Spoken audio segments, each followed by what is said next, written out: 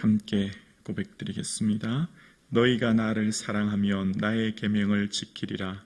내가 아버지께 구하겠으니 그가 또 다른 보혜사를 너희에게 주사 영원토록 너희와 함께 있게 하리니 그는 진리의 영이라. 세상은 능히 그를 받지 못하나니 이는 그를 보지도 못하고 알지도 못함이라. 그러나 너희는 그를 아나니 그는 너희와 함께 거하시며 또 너희 속에 계시겠습니다. 내가 너희를 고아와 같이 버려두지 아니하고 너희에게로 오리라. 조금 있으면 세상은 다시 나를 보지 못할 것이로되 너희는 나를 보리니 이는 내가 살아있고 너희도 살아있겠습니다. 그날에 내가 아버지 안에 너희가 내 안에 내가 너희 안에 있는 것을 너희가 알리라. 나의 계명을 지키는 자라야 나를 사랑하는 자니 나를 사랑하는 자는 내 아버지께 사랑을 받을 것이요 나도 그를 사랑하여 그에게 나를 나타내리라. 가룟이 아닌 유다가 이르되 주여 어찌하여 자기를 우리에게는 나타내시고 세상에는 아니하려 하시나이까? 예수께서 대답하여 이르시되 사람이 나를 사랑하면 내 말을 지키리니 내 아버지께서 그를 사랑하실 것이요 우리가 그에게 가서 거처를 그와 함께 하리라. 나를 사랑하지 아니하는 자는 내 말을 지키지 아니하나니 너희가 듣는 말은 내 말이 아니요 나를 보내신 아버지의 말씀이니라. 아멘. 오늘 본문의 말씀은 예수님께서 하신 마지막 말씀이라고 해서 고별 설교라고 합니다. 요한복음 13장부터 14, 15, 16장까지 다락방에서 말씀하시고 설교하셨다고 해서 다락방 설교, 다락방 강화 이렇게 얘기하시는데요. 이 다락방 설교에는 제자들의 질문과 예수님의 대답이 이제 담겨져 있습니다. 그러니까 제자들의 질문과 예수님의 대답을 보면 예수님의 마음이 참 답답했을 거다 이런 마음이 들어요. 제자들이 왜냐하면 말귀를 잘 알아듣지 못하거든요. 말귀를 알아듣지 못하는 이유는 예수님이 하신 말씀의 그 의도를 제자들이 정확하게 파악하지 못해서 이 우문현답식으로 이제 대답하는 내용이 나오는데요. 그 앞절에 보면 이제 베드로가 주님 어디로 가십니까? 라고 했더니 베드로야 내가 가는 곳에 넌 따라올 수 없을 거야 라고 했더니 베드로가 주님 제가 어떻게 주님을 따라갈 수 없습니까? 제 목숨이라도 바칠게요 라고 했더니 너가 나를 위해 목숨을 바친다고? 아니야 내가 너를 위해 목숨을 바칠 거다. 닭 울기 전에 너 나 부인할 거야 이렇게 했더니 베드로가 너무 걱정되는 겁니다. 마음이 너무 근심되는 거예요. 내가 예수님 가는 곳에 갈 수 없다는 것도 문제고 예수님 떠나신다고 하니까 근심이 되고 또 내가 예수님을 부인하고 한다니까 더 근심이 되는 겁니다. 그러니까 예수님께서 베드로야 너 근심하지 마라. 왜 그랬을까요? 13장 1절에 기억나십니까? 세상을 사랑하시되 끝까지 사랑하시거든요. 끝까지 함께 하시거든요. 그러니까 근심하지 마. 그리고 내가 떠나가지만 내가 너희를 위해 거처를 예비하고 내가 다시 올 거야. 다시 와서 너희를 나 있는 곳에 데려갈 거니까 걱정하지 마. 이제 그런 얘기 하신 거죠. 그리고 나니까 그리고 예수님께서 내가 가는 그 길 너희가 알지? 라고 얘기하신 거예요. 예수님 가신 길은 어디입니까? 하늘에서 내려오셨으니 하늘로 올라가시는 거잖아요. 하늘에 있는 하나님 나라, 그 영원한 천국에 가는 그 길 너희가 알지? 라고 했더니 도마가 주님 어디로 가시는지 우리가 알지 못합니다. 그 길이 뭐예요? 그 길을 어떻게 가는 거예요? 이제 물으니까 도마야 내가 곧 길이요 내가 너희를 하나님 나라로 이끄는 방법이 되고 진리요 내가 너희에게 빛이 되어 어둠을 비추고 생명이다. 너희에게 영원히 살게 할 거야. 내가 길이요 진리요 생명이 되어서 나로 말미암아 하나님 나라에 가게 될 거야. 그렇게 얘기하신 거죠. 예수님만이 하나님 나라로 갈 수 있는 유일한 길 되신 것이죠. 예수님 외에는 우리가 그 영원한 하나님 나라에 이룰 수 없음을 얘기하신 겁니다. 그랬더니 이번엔 세 번째로 빌립이 또 묻습니다. 아버지를 우리에게 좀 보여주십시오. 하나님 아버지를 우리에게 좀 눈에 볼 수 있도록 보여주십시오. 이렇게 빌립이 질문해요. 그러니까 예수님께서는 우리는 영이신 하나님을 볼 수 없지 않습니까? 육신을 입고 있기 때문입니다. 그런데 한 가지 방법이 있죠. 하나님이 육신을 입고 이 땅에 오시는 것입니다. 하나님이 이 땅에 내려오셔서 우리 눈에 볼 수 있도록 하신 거지요. 그게 바로 예수님이시지 않습니까? 나를 통해 나를 본 사람은 아버지를 본 거야. 예수님이 그렇게 말씀하셨죠. 그리고 내가 하는 그 일을 통해 너희가 하나님을 보게 될 거야. 예수님 하신 그 일, 그러니까 예수님이 이 땅에서 오셔서 하나님 나라를 전파하시고 고치신 그 일, 또 우리 삶도 그렇습니다. 우리가 하나님이 우리의 삶을 통해 이루신 일을 통해 주님을 보게 됩니다. 여러분, 바람은 우리 눈에 볼 수 없잖아요. 근데 바람개비를 통해 바람을 보지 않습니까? 우리는 하나님을 어떻게 보지요? 내 삶에 이루신 하나님의 역사, 내 기도에 응답해 주신 하나님의 응답의 역사, 또 나의 삶 가운데 지금까지 우리의 삶을 인도하신 그 역사를 통해 우리는 하나님을 보지 않습니까? 그리고 예수님께서 말씀하십니다. 하나님을 보는 것, 성령님이 임재하실 거야. 성령님이 너에게 함께 하실 거야. 이제 그 주제가 오늘의 주제입니다. 그래서 오늘 성령님에 대해서 이제 말씀하시는데 16절을 볼게요. 내가 아버지께 구하겠으니 그가 또 다른 보혜사를 너희에게 주사 영원토록 너희와 함께 있게 하리니. 자, 여러분, 성령님은 처음부터, 그러니까 성령님은 세상을 지으실 때 처음 창조하실 때부터 계셨어요. 그래서 창세기 1장 2절에 보면 창세기 1장 2절 자막 보여주실래요? 땅이 혼돈하고 공허하며 흑암이 깊음 위에 있고 하나님의 영은 수면 위에 운행하시니라. 성령님은 처음 천지를 창조하실 때부터 계신 거예요. 성령님은 처음부터 창조하실 때부터 다시 오실 때까지 늘 성령님은 함께 계신 것이죠. 그래서 그 성령님이 계시는데 오늘 본문에 보면 또 다른이라는 표현을 쓰면서 또 다른 보혜사다라는 겁니다. 그러니까 무슨 말이죠? 예수님이 보혜사라는 겁니다. 예수님이 보혜사신데 그 보혜사이신 예수님 외에 또 다른 보혜사가 온다는 것이죠. 예수님이 보혜사인 것을 어떻게 알 수 있고 그 보혜사 대신 예수님은 어떤 일을 하시죠?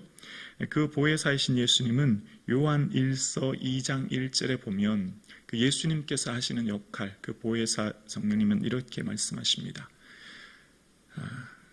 나의 자녀들아, 내가 이것을 너희에게 쓰면 너희로 죄를 범하지 않게 하려 함이라. 만일 누가 죄를 범하여도 아버지 앞에서 우리에게 대언자가 있으니 곧 의로우신 예수 그리스도시니라. 우리에게 대언자가 있다고 하죠. 이 대언자가 보혜사, 파라클레토스 같은 의미거든요. 그러니까 예수님은 우리의 대언자라고 말씀하십니다.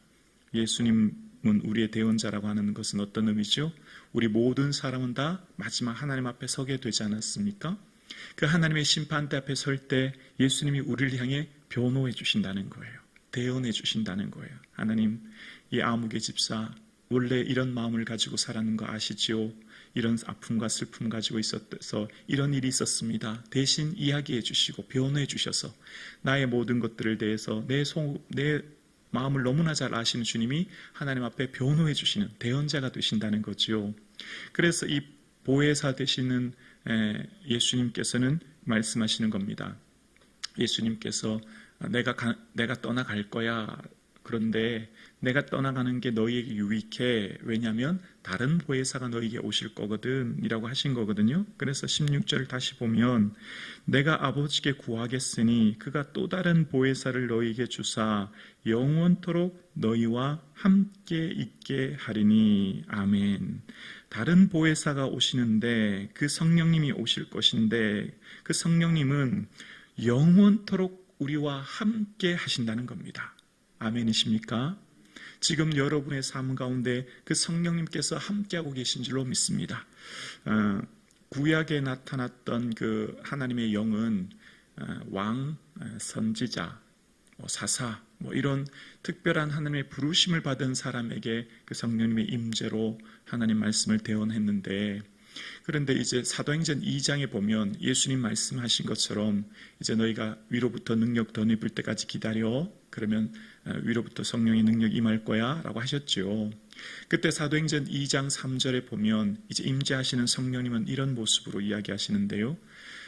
마치 불의 혀처럼 갈라지는 것들이 그들에게 보여 각 사람 위에, 보이십니까? 각 사람 위에 하나씩 임하여 있더니 각각의 사람에게 성령님이 임재하시고 내주하시고 함께해 주신다는 거예요. 누구든지. 그래서 구하는 자에게 성령을 주시지 않겠느냐.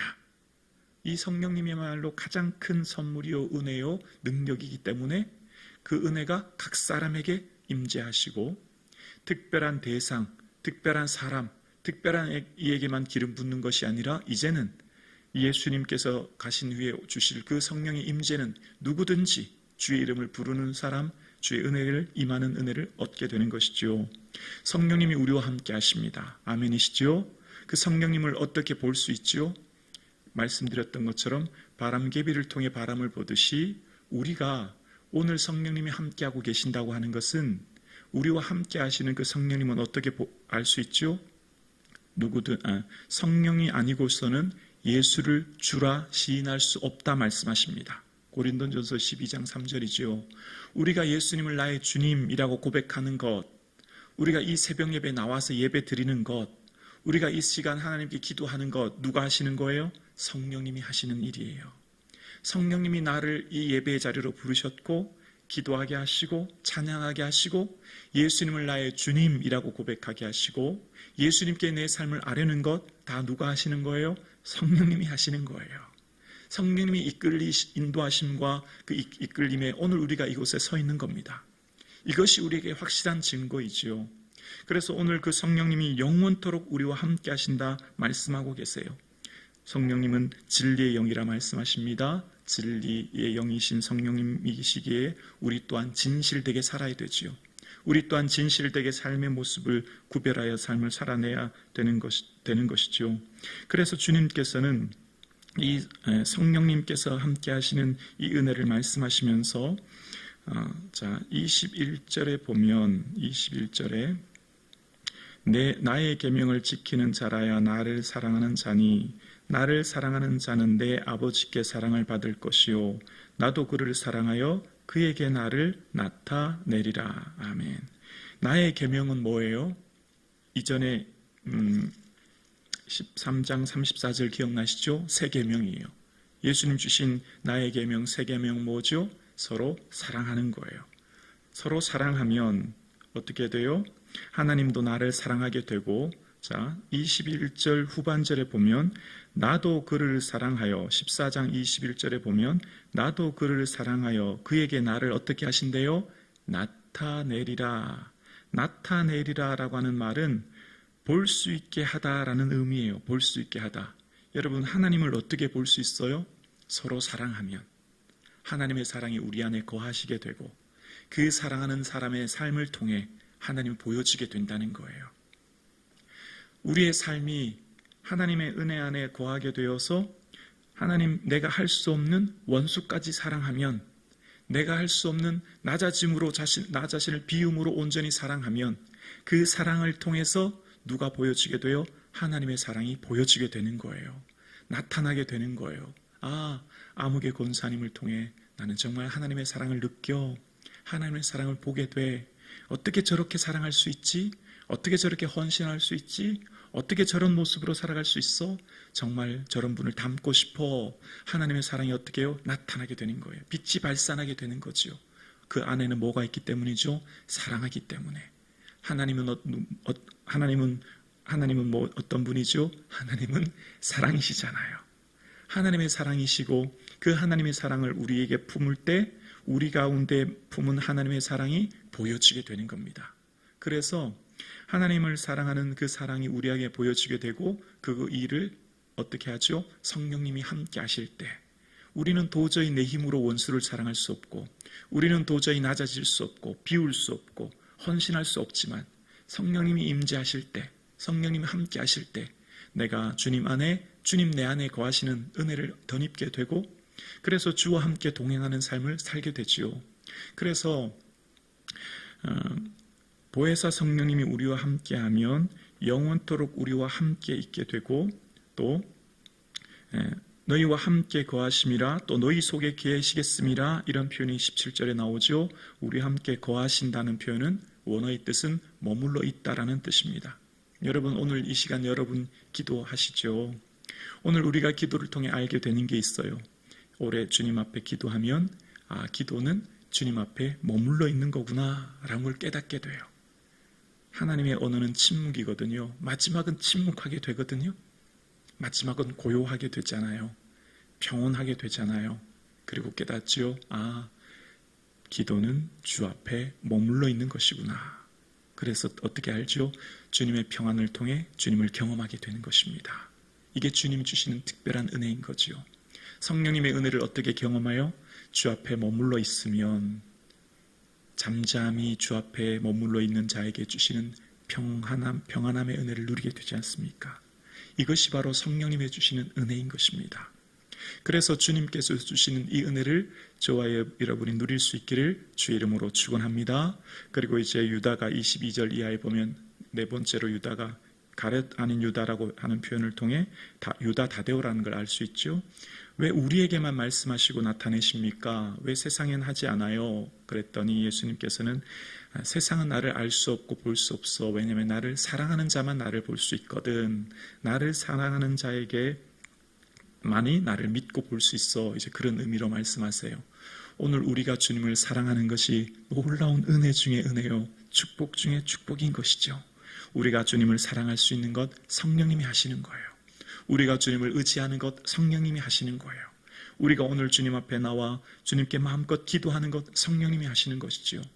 이 특별한 은혜를 주신 이유는 이제 우리를 통해, 이제 제자들을 통해 그 11명의 제자가 온 세상에 주의 복음 증거하며 나타나는 삶을 살았듯이 우리에게 주신 성령님으로 말미암아 우리가 이웃을 사랑하고 우리가 사랑의 삶을 살아낼 때 하나님의 사랑이 보여지게 되고 나타나게 되어 빛 대신 예수 그리스도의 빛을 우리가 비침으로 온 세상에 예수 증인되는 삶을 살도록 우리를 부르신 것입니다.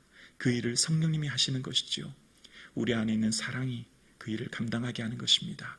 그 성령님의 은혜를 인하여 감사하는 이 아침 되기를 주님의 이름으로 축복합니다.